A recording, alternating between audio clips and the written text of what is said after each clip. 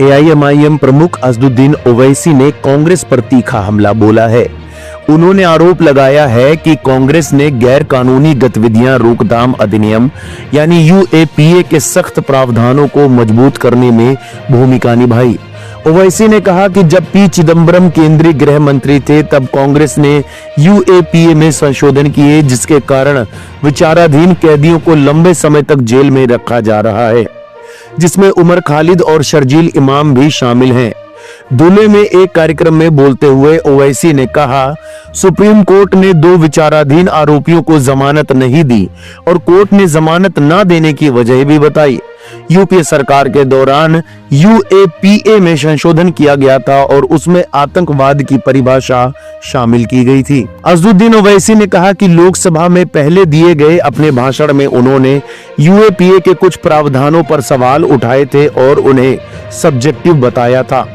उन्होंने कहा, मैं 2007 या 2008 की बात कर रहा हूं। मैंने संसद में कहा था कि कृपया मूल अधिनियम की धारा 15A देखें, किसी भी अन्य तरीके से चाहे जिस प्रकृति का हो, जिससे भारत की एकता, अखंडता, सुरक्षा आदि को खतरा हो या संभावित खतरा हो, यह बहुत व्यक्तिपरक है। कल अरुंधति रॉय को उनकी लिखी चीजों के लिए गिरफ्तार किया जा सकता है, यह व्यक्तिपरक है और इसे कौन परिभाषित करेगा। ओवैसी ने कहा कि खालिद और इमाम को जमानत न देने का आधार वही है जिस पर उन्होंने लोकसभा में पहले बात की थी। एआईएमआईएम चीफ ने कहा, कांग्रेस ने जिस किसी भी अन्य तरीके से के आधार पर कानून बनाया था, जिसके दुरुपयोग की मैंने पहले ही चेतावनी दी थी, आज उसी के आधार पर 2 युवा 5 साल से ज्यादा समय से जेल में हैं और जमानत नहीं मिल रही है। कानून बनाने वाले कांग्रेस के लोग थे और गृह मंत्री चिदंबरम थे। क्या आजादी के बाद कांग्रेस का कोई नेता 1 साल, 2 साल या 5.5 साल जेल में रहा है?